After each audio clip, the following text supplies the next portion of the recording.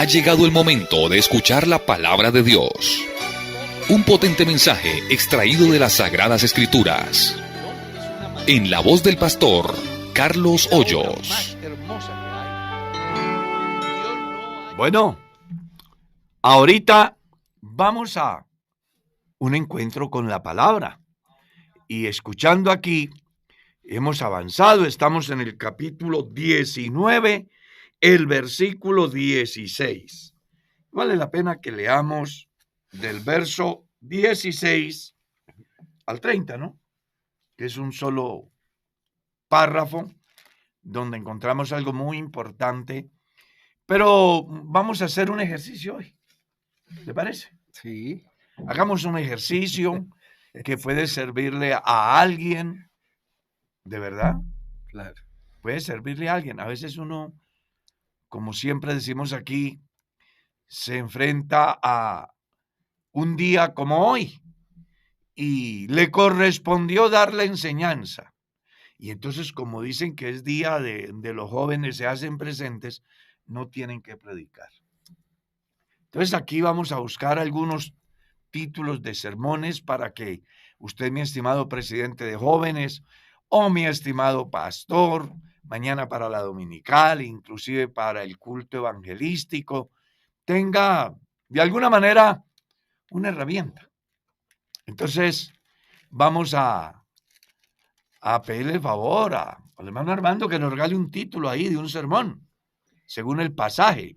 Según el pasaje, yo colocaría en la mesa la bancarrota espiritual. La bancarrota espiritual. Bueno, interesante.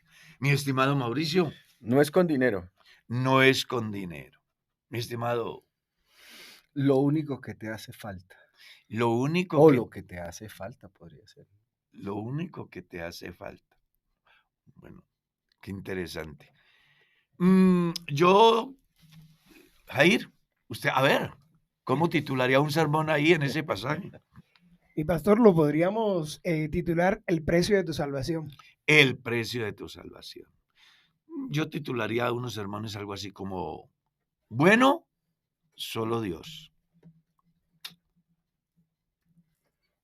¿Se necesita algo más que dinero? No se justifique a sí mismo. ¿Cierto?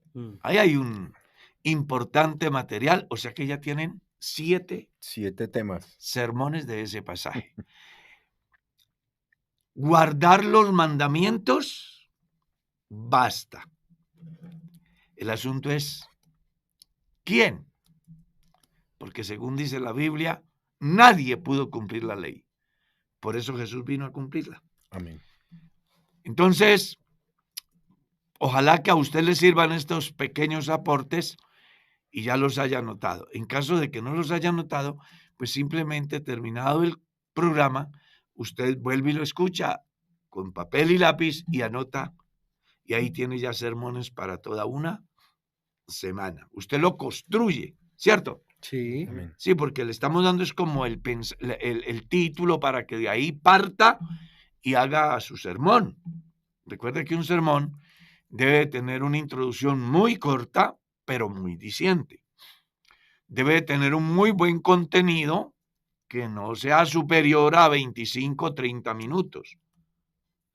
Y debe tener una muy buena conclusión que lleve al auditorio a tomar una decisión. Nos estamos adelantando aquí en la clase de homilética. ¿Cierto? Bailado. Ahí va. Bueno, entremos en materia. Mi estimado Darwin es un joven rico, o sea que no era cualquiera. Me llama la atención el pasaje porque tiene un conector con lo anterior. Si usted mira, puesto sobre ello las manos, se fue de allí. Entonces vino uno, o sea, Jesús no descansa, mantiene ocupado. Después de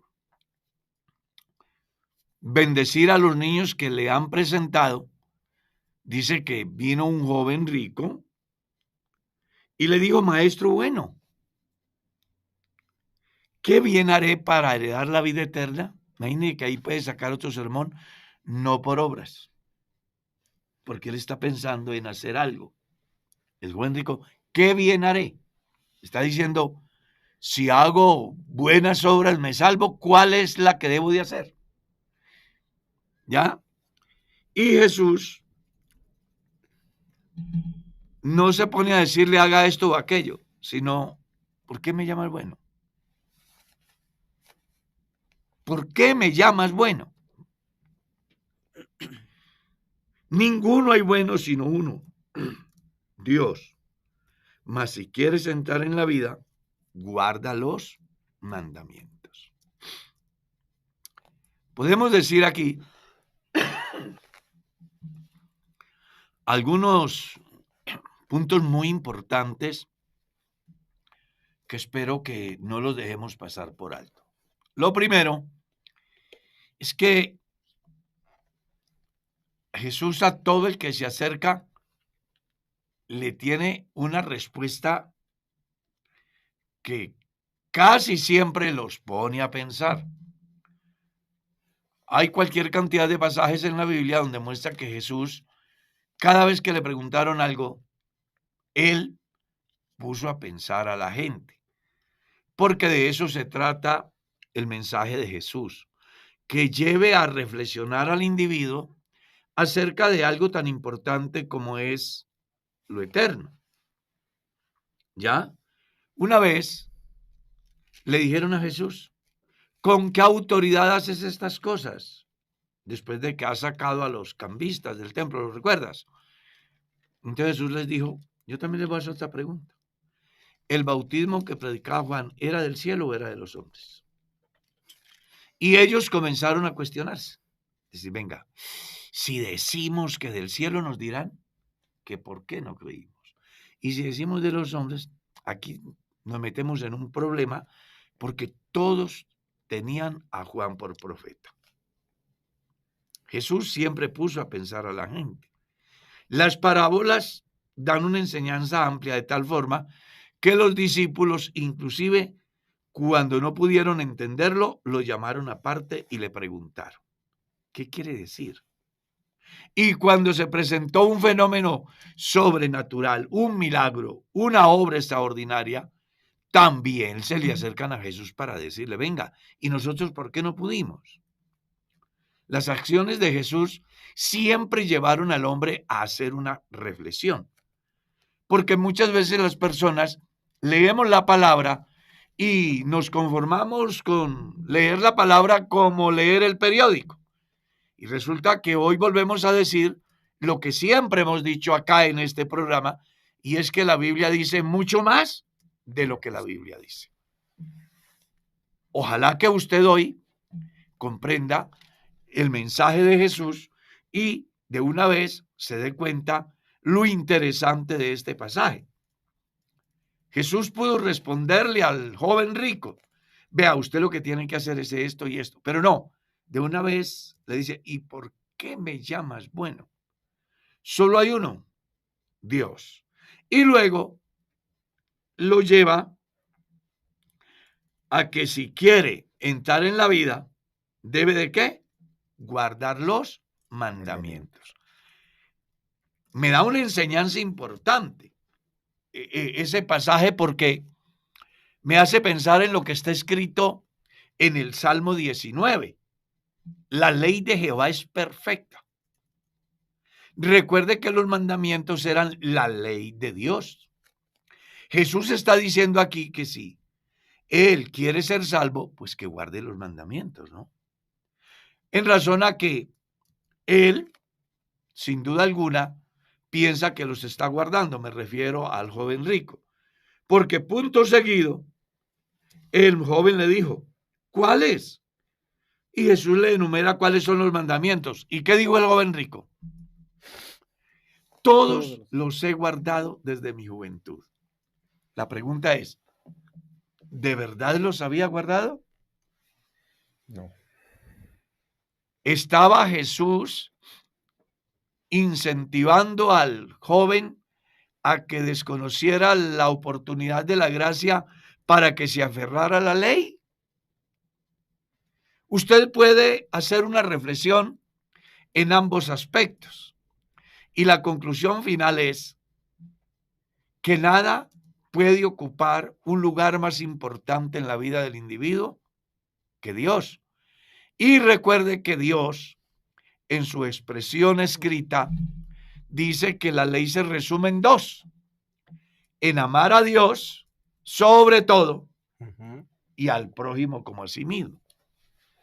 Ahora, Jesús lo confronta de una manera muy interesante.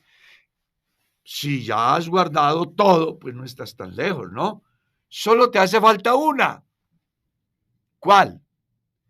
Anda, vende todo lo que tiene y darlo a los pobres.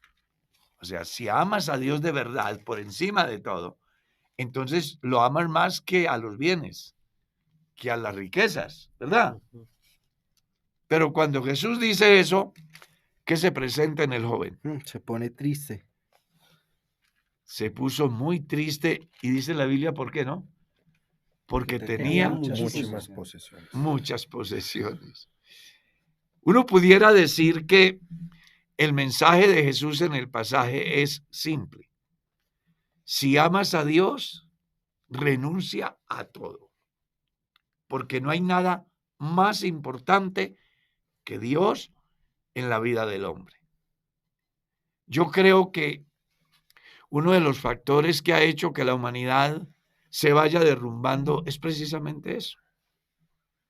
Yo no sé si ustedes leyeron un importante artículo cuando destruyen las Torres Gemelas en Estados Unidos. Un materialista, cuestionando la fe de los cristianos, le han dicho a la hija de un respetado evangelista: ¿dónde estaba Dios? Y esta joven le dijo: donde ustedes lo han puesto. Así de simple. Entonces, a Dios lo sacaron del Ejecutivo, lo sacaron del Legislativo, lo sacaron de los entes de control, lo sacaron de las asambleas, de los consejos, de la escuela, del colegio, de la universidad. Y ahora que están en crisis, dicen: ¿dónde está Dios? Es que hay que tener capacidad de análisis para que en un momento de crisis uno pueda sacar una conclusión bien diciente en razón a lo que se está viviendo. Ya, yo voy en mi vehículo y no echo el extintor porque me parece que no lo necesito, que no me hace falta, y en el camino se me incendia el carro. ¿Cómo hago para apagar el incendio? ¿Y dónde está el extintor? Bueno, imagínese dónde. ¿Dónde lo dejó? ¿Dónde lo puso? ¿Por qué no va ahí? Ahora pague las consecuencias. Este mundo es como un vehículo donde el hombre ha dejado a la parte más esencial, que se llama Dios. Y ustedes recordarán lo que Jesús dijo en San Juan capítulo 15. Permaneced en mí y yo en vosotros, porque separados de mí Nada. no funciona el vehículo. Entonces es bueno que la gente se pregunte hoy: ¿por qué estamos viviendo como estamos viviendo? Porque es importante que se tenga conciencia que el fenómeno que se vive hoy en el mundo es simplemente la consecuencia de haber sacado a Dios. Cuando yo era niño, han asesinado a un hombre en mi pueblo y ha habido un escándalo de tal magnitud que la gente decía: el mundo se va a acabar, porque alguien había matado a su prójimo. Era increíble. Hoy matan la gente, los noticieros, si no tienen para vender el champú, tienen que buscarse en un muerto a fin de que tenga audiencia la noticia. O sea, la gente ha perdido el horizonte.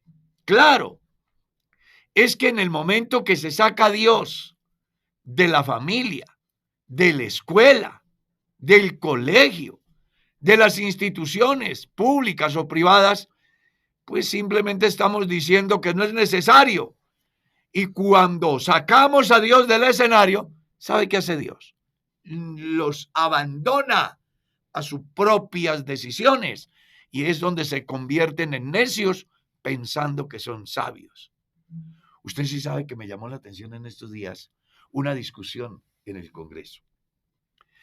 Me llamó mucho la atención porque hay alguien que está muy preocupado por legislar a favor de las gallinas, porque supuestamente el gallo viola a la gallina. Oye, uno se queda aterrado. Por favor. Casi 40 millones al mes para que vayan a hablar de gallinas. Increíble lo que pasa en la sociedad moderna, ¿verdad? Pero no hable de Dios, porque si hablas de Dios, entonces aparece gente diciendo, vamos a legislar por la Biblia o vamos a legislar para el país. Y se les olvida que un país sin Dios no funciona. Muéstreme el éxito de un país que haya vivido sin Dios. Y la historia le dirá que ha sido el acabósis. Yo me atrevo a decir que Colombia no está peor por una razón. Y es que la iglesia del Señor todavía está acá. Amén. Amén. Así Amén, es. amén. El día que la iglesia se vaya y se cumpla lo que está escrito en la segunda carta del apóstol Pablo a los tesalonicenses, en su capítulo 2, yo le digo lo que va a suceder en el mundo. Por eso un llamado importante hoy es a tener en cuenta a Dios por encima de la fama, por encima de la política, por encima de los bienes materiales, por encima de los premios que dan las academias. Dios es la necesidad más grande.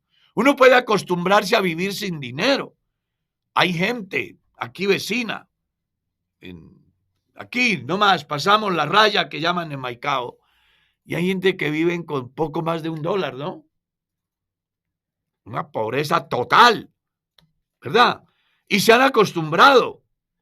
En Colombia hay gente que se ha acostumbrado a vivir en situaciones muy precarias por situaciones políticas y que todos los días irán, como dijo Pablo a Timoteo, de mal en peor, engañando y siendo engañados. Usted puede acostumbrarse a vivir así. Puede acostumbrarse a vivir bajo un puente. Hay muchos que viven bajo un puente. Pueden acostumbrarse a vivir sin papá. Yo no crié a mi hijo. Ya. Y el muchacho se levanta. Claro. Pero algo que usted no puede acostumbrarse a vivir es sin Dios. Amén. Dios es la necesidad mayúscula. Teniendo conciencia de que, como dijo el poeta, en Él vivimos, nos movemos y somos. La gente debe de replantear muchas cosas en esta llamada Semana Mayor, de la cual Pablo dijo que es mala, pero que los ignorantes la llaman santa, porque cambiaron la verdad de Dios por la mentira. Amén. A lo bueno le dicen malo y a lo malo le dicen bueno. A la luz le llaman tinieblas y a las tinieblas luz. A lo amargo le llaman dulce y a lo dulce le llaman amargo. Es decir, el mundo está al revés. ¡Qué tristeza! Pues yo sí quiero motivarles hoy a que hagamos una reflexión. ¿Sí? Esta semana tuve la oportunidad de ir a comprarme las arepas para el desayuno. Soy antioqueño y desayuno sin arepa no funciona. No es desayuno. Para mí no es desayuno. Para mí no es desayuno. Un desayuno sin arepa. Para mí no es desayuno. Le pregunté a la señora, ¿mañana van a hacer arepa? Digo, no, mañana es un día muy santo. Y entonces, ya se imagina lo que les Le pasó. dio la oportunidad. Le pegué un evangelizado. De aquí al sábado hay violadas, hay asesinados, hay hombres maltratando a su mujer, mujeres maltratando a sus maridos, delincuentes matando policías, de todo. Y están en la llamada semana. La ignorancia de la gente. ¿De qué me sirve, dice el Señor, todo eso? No, a Dios le agrada que el hombre obedezca, como Jesús le está diciendo al joven rico. ¿Cierto? Que vaya a la práctica, que guarde los mandamientos. Y en esos mandamientos está impreso el más importante: amar a Dios por encima de todo. No tendrás dioses ajenos delante de mí. No te inclinarás, no los harás, no los honrarás. O sea, desde la ley está claro, nadie es más importante que Dios. Pero ustedes no dicen nada. No, lo estamos pero es que, escuchando, hermano Carlos. Llegó, por favor, recargado, ¿sí? No, hay que escucharlo. Claro. Pero yo sí quisiera intentar matizar un poco, poniendo un punto sobre la mesa, ¿no? ¿Qué hubiese sido o qué planteamiento pudiese uno tener si de verdad la pregunta de él hubiese estado sustentada en su alta moral, por ejemplo? Es decir, que él sí de verdad hubiese cumplido la ley. Nos expresaría una preocupación que mucha gente tiene, y es si está haciendo lo correcto para heredar la vida eterna. O sea, que la pregunta desde otro ámbito fuese bien vista, porque él lo que estaba era preocupado que en el momento en el que tuviese que enfrentar la muerte, no hubiese hecho en vida todo lo necesario para heredar la vida eterna. O sea, es un tipo bonachón de alguna manera. Pero es solo un planteamiento para llevarnos a la idea de la necesidad que a veces tiene la gente de hacerse la pregunta: ¿y cuál es la verdad? Yo de veras estoy preocupado, dice a veces la gente, porque mire que yo he seguido esto, pero yo no sé, frente a lo que ustedes dicen, si será que yo estoy haciendo lo correcto, será que si Jesús viene yo me voy con él, o será que yo estoy haciendo algo malo. Porque el planteamiento es muy diciente. Mire, por ejemplo, Mateo dice que era joven y rico. Marcos dice que era joven y muy rico. Lucas, en cambio, dice que era un hombre, que era un principal, pero luego aclara que era rico. Es decir, que dentro de las características que tenía era el hombre casi perfecto, ¿no? Joven, con plata, influyente. Hay quienes afirman que eso que dice Lucas tiene que ver con que el tipo hasta pertenecía al Sanedrín, por ejemplo, o sea, porque era súper, sí, o sea, moralmente era alto. Y además de eso, con una actitud moral, bueno, que le motivaba a él a decir: oiga, ¿será que yo sí estoy haciendo lo correcto? Yo le voy a preguntar a Jesús, a ver si lo que él me dice. Pero él llega sabiendo lo que él es y se da cuenta de lo que no es. Amén. ¿Sí? Porque él llega diciendo: mire, yo soy esto, esto y esto y esto, y yo lo he hecho. Pero cuando Jesús le plantea las prioridades, y entonces ahí es donde quiero llegar. En la vida cristiana o en nuestra relación con Dios, no basta el conocimiento. No basta lo mucho que tú sepas acerca de Jesús si Él no ocupa el primer lugar en tu vida. No basta el hecho de que en consecuencia del seguir los principios bíblicos, tú seas alguien que haya alcanzado un nivel económico por tu adherencia a los principios administrativos de la Biblia. Si cuando Dios te pide que lo abandones todo por Él, prefieres a la bendición que al Dios de la bendición, por ejemplo. ¿Sí? Entonces son varias cosas las que uno puede ver ahí, pero que sí dan luces de que a veces es importante tenerlo en cuenta, y es a lo que los quiero llevar a pensar un poquito. En ocasiones el conocimiento es importante, pero no es lo más importante. El tener usted la capacidad, y el texto lo dice después, ¿no? Cuando los discípulos le hacen la pregunta para los que lo han dejado todo. Y el hecho de que uno pueda, más allá del conocimiento teórico, darle siempre a Dios el primer lugar. Es que importante, hermano Darwin, mirar un poco acá todas estas cualidades, entre comillas, de este joven, porque es muy horizontal, ¿sí? Si miramos bien y lo analizamos en esa perspectiva que usted lo plantea, vemos a una persona que su identidad acerca de Dios es muy horizontal, es decir, es hacer bien al prójimo, es estar en esa esfera de ser esa persona ejemplar humanamente hablando, de mostrar una exterioridad que de alguna manera es aplaudible, pero sencillamente su relación vertical hacia Dios es completamente nula, porque definitivamente este hombre no ha entendido que esa relación vertical en él no existe. Tan así que miramos que el planteamiento que el Señor hace de los mandamientos son mandamientos muy hacia el prójimo, pero su relación con Dios es muy nula. Y él piensa que esa relación con Dios simplemente la puede suplir de alguna de las cosas que le sobran, que tiene, y que sencillamente hay que ponerla ahí en el lugar donde Dios le va a decir. Y se encuentra con una gran enseñanza de que definitivamente no es lo que tiene, no es lo que posee, sino la manera de acercarse a Dios en su importancia, abandonándolo todo. Es una enseñanza acerca de que la salvación no es por obras, Por ejemplo. ¿cierto? Sí. Uno podría titular otro sermón, no por No obras. por obras. Porque él viene diciendo, ¿qué bien haré? Y luego uno descubre que Pablo en la carta a los Efesios capítulo 2 dice, por gracia sois salvos por medio de la fe. Y esto no es de vosotros, es un don de Dios. Y no por obras, para que nadie se gloríe. ¿Ya? Él pensaba que lo que él en su mente tenía para hacer era lo que le iba a salvar. Pero se le olvidaba que las obras son consecuencia de lo que soy. No es lo que yo hago para hacer, que es la equivocación de la gente. Yo hago para, y resulta que yo hago porque. O sea, primero se es para hacer, no hacer para hacer, que es lo que la gente no ha podido entender. Entonces usted se encuentra cualquier cantidad de gente hoy, como el joven rico. Todo lo hace, pero cuando se trata de la demanda divina, no le funciona. ¿Por qué?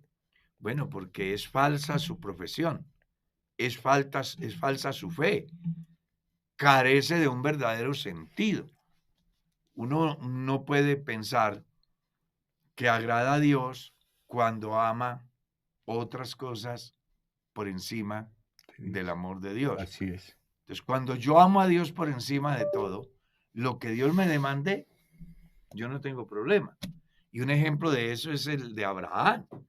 Dios le dijo a Abraham, vete de tu tierra y de tu parentela. Le dijo, listo. Abraham, ve y sacrifica a tu hijo, tu único hijo. Listo.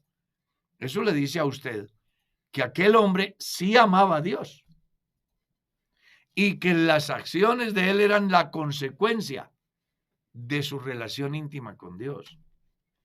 Jesús no está diciendo que no haga obras. Jesús lo que le está diciendo es hágalas, pero no para hacer, sino porque es. Póngalas en el orden correcto. Exacto. Sí. Armandito. Me impacta realmente porque si hablamos de esta relación del hombre con Dios, pues no hay cosa que marque la diferencia cuando Dios es ausente en el ser humano, pues está el ser humano incompleto, ¿no? Porque no está Dios. Eso me hace reflexionar para mí en este día que realmente todo el tiempo estoy falto. Sé que tengo a Dios, sé que Dios es para mí, sé que soy su hijo y Él es Dios para mí. Pero todos los días para mí hay una exigencia. Nunca me siento completo. Siempre me siento falto. Siempre quiero a Dios de cerca. Más quiero que Dios me exija. Porque el día que yo deje de meditar en la palabra, ya no me estoy alimentando. Creo que entre las ideas de la vida cristiana tiene que haber eso. Hay una frase tan buena que va con el tema, ¿no? Dice que no hay nada de malo en que los hombres posean riquezas.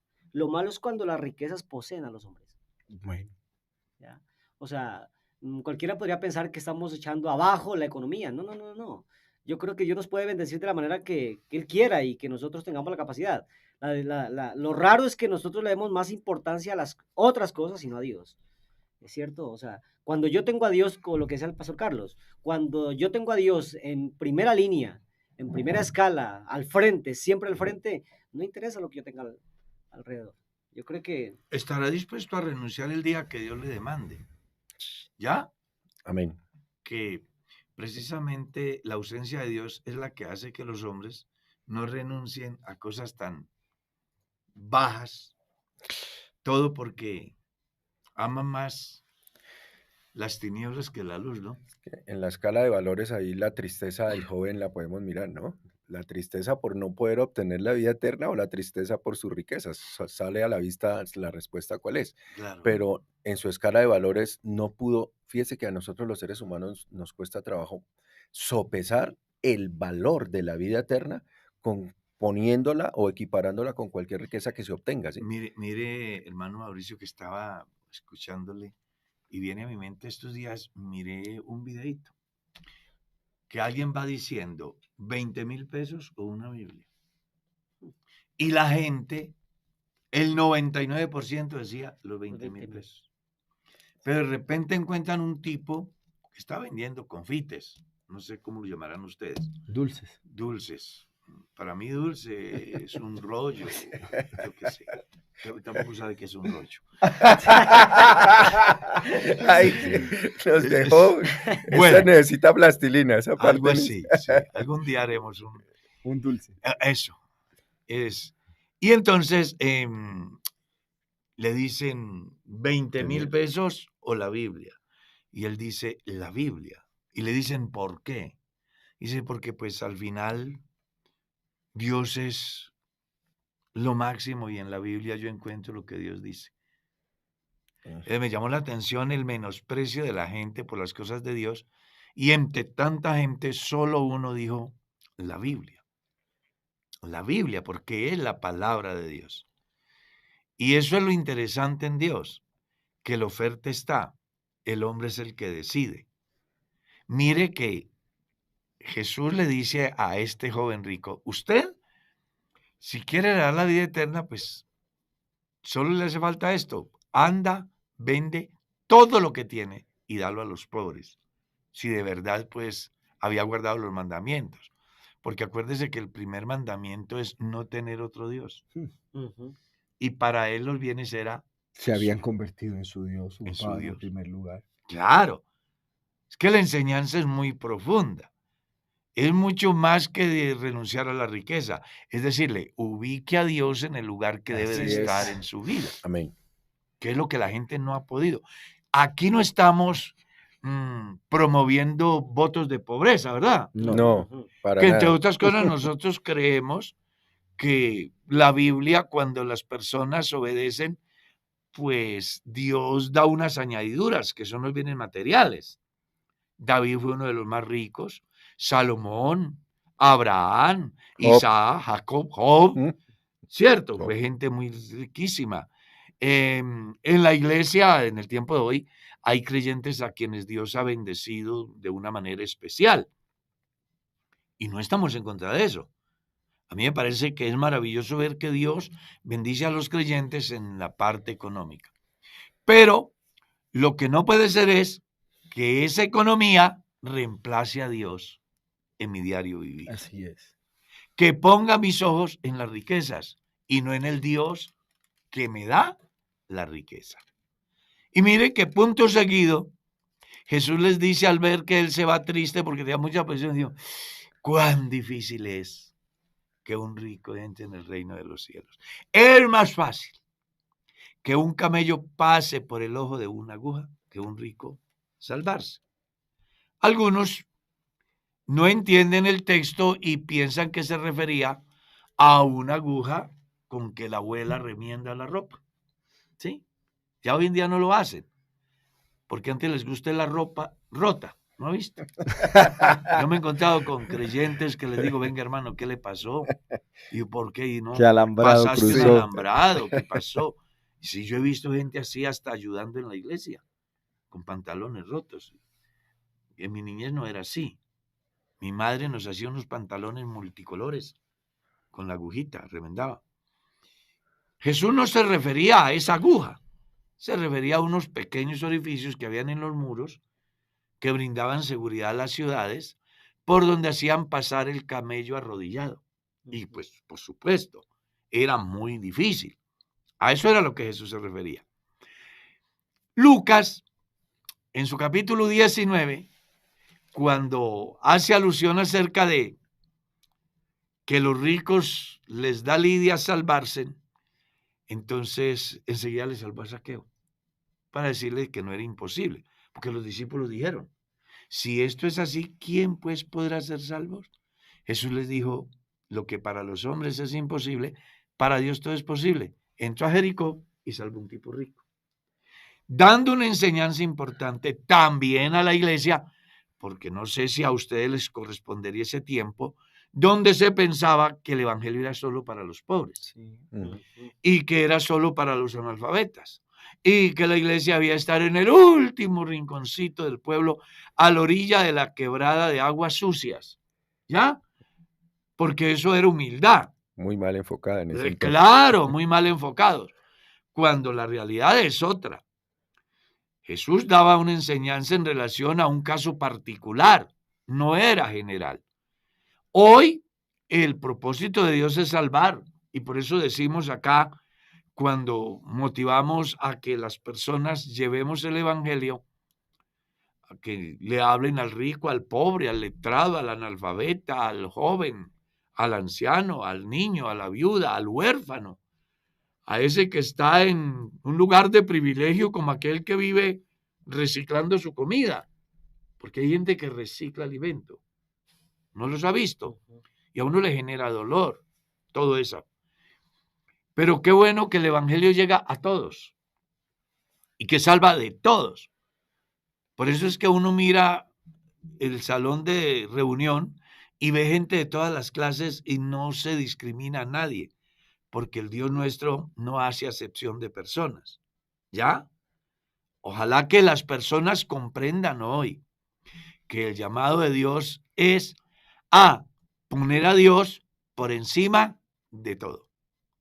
No está diciendo que no puede tener riquezas, no está diciendo que no puede tener fama, no está diciendo que no puede tener ciertas cosas.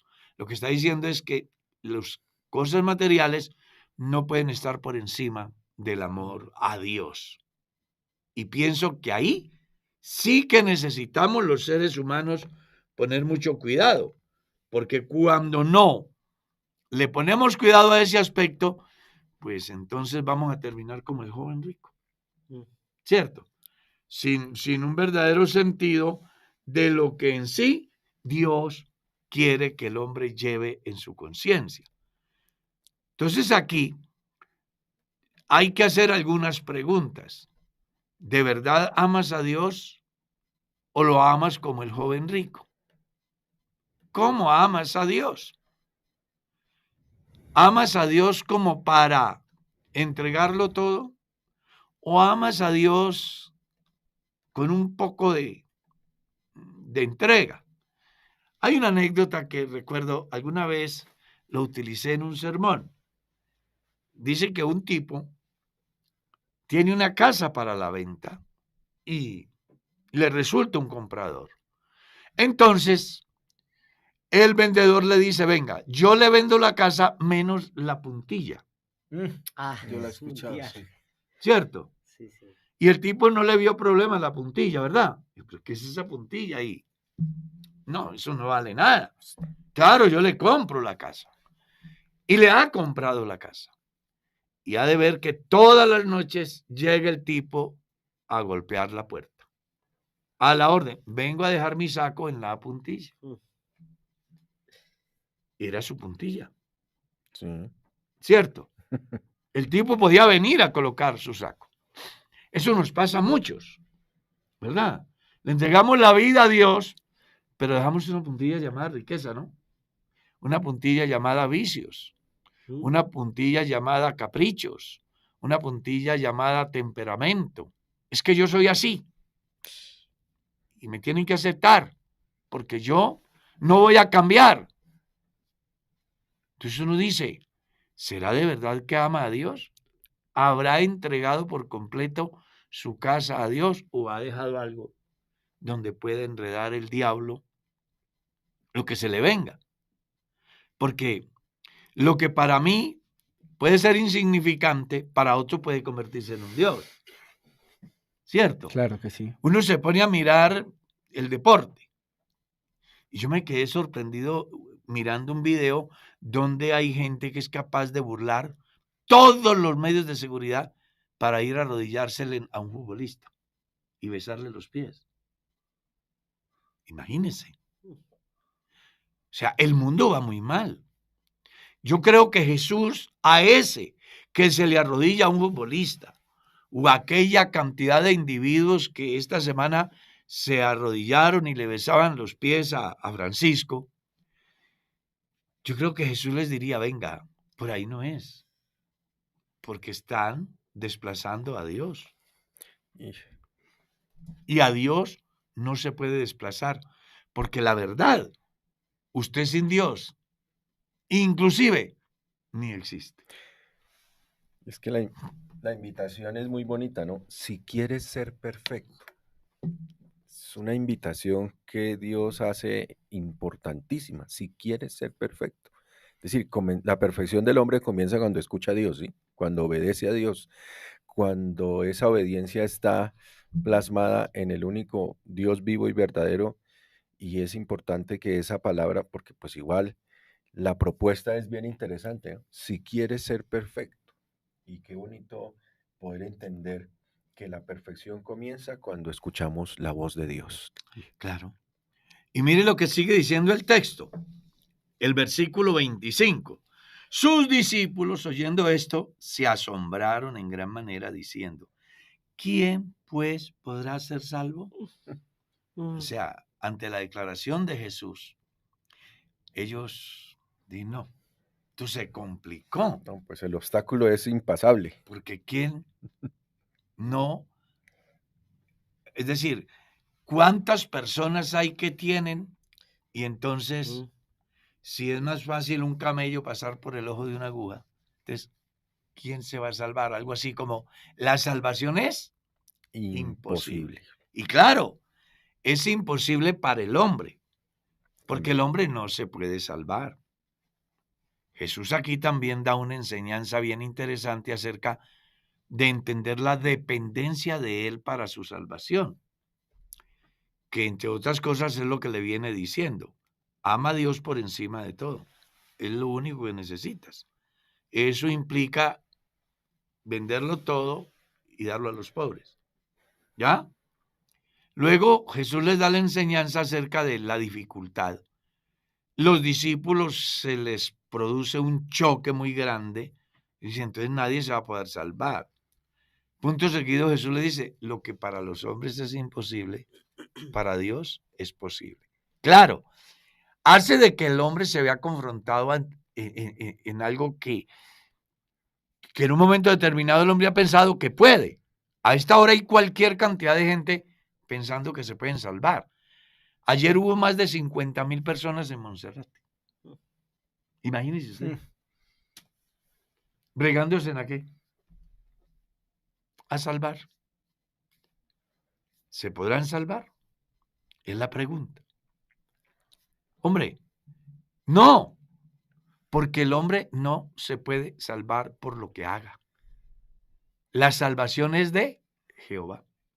Quedaos quietos y conoced la salvación de Dios. ¿Cierto? De tal manera amó Dios al mundo, que ha dado a su Hijo unigénito para que todo aquel que en él cree, ¿qué? No se pierda. Así como Moisés levantó la serpiente en el desierto, así es necesario que el Hijo del Hombre sea levantado para que todo aquel que en él cree no se pierda, sino que tenga vida eterna. Entonces Jesús le está diciendo, la salvación no depende de lo que usted haga.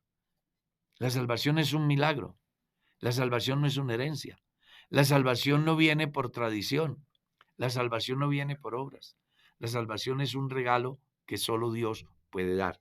Y que es posible cuando el hombre alcance a entender quién es el Dios al cual él adora. ¿Ya? Amén. Que el desconocimiento de eso es lo que hace que los seres humanos pensemos que abstenernos de alimento en determinada temporada del año, abstenernos de vida sexual con la propia esposa en determinados días del año, hacer determinadas caminatas en determinados días del año, hacen que la vida del individuo sea mejor.